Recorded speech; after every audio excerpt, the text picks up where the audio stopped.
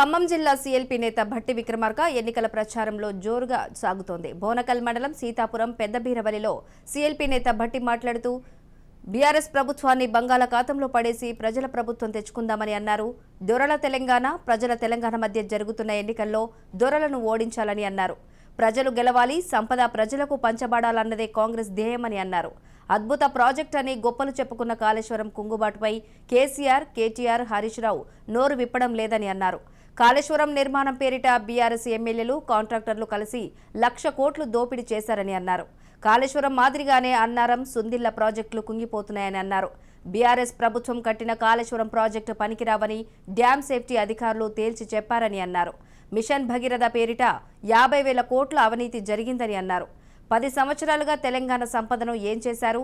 ఉద్యోగాలు లేక నిరుద్యోగులు 10 సంవత్సరాలుగా అల్లాడిపోతున్నారని అన్నారు భట్టి. ఉమ్మడి రాష్ట్రంలో అందించిన సంక్షేమాలకు కోత పెట్టిందని, ఇందిరమ్మ ఇండ్లను ఎత్తివేసిందని అన్నారు. ఉమ్మడి రాష్ట్రంలో ఇంట్లో 2కి పింఛనిస్తే ధనిక రాష్ట్రంలో ఒకరికి కోత కోయడం ఏమిటని ప్రశ్నించారు. ఈ 10 ఏళ్లుగా దొరల తెలంగాణ సంబంధించిన కేసీఆర్ ఆయన కుటుంబ సభ్యులు టీఆర్ఎస్, బీఆర్ఎస్ పార్టీ రాష్ట్రాలను పాలన చేస్తా ఉంది.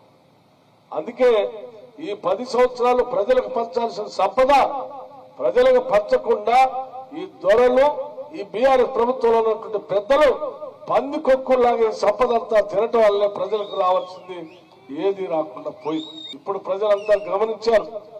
ఈ దోపిడీకి ఆపాలనే ఆలోచనతో కాంగ్రెస్ పార్టీ ఉంటేనే అందరూ బతుకుతారు, ప్రజలందరికీ సంపద పంచుతారు అనేటువంటి విషయాన్ని అందరూ చెప్పిన తర్వాత ఈరోజు ఆదిలాబాద్ నుంచి ఖమ్మం వరకు ప్రజానికం సమాయత్తమై రేపు జరిగే ఎన్నికల్లో అత్యధిక మెజార్టీతో కాంగ్రెస్ పార్టీని గెలిపించడం కోసం ఈరోజు ప్రజానికం సిద్ధంగా ఉన్నారు.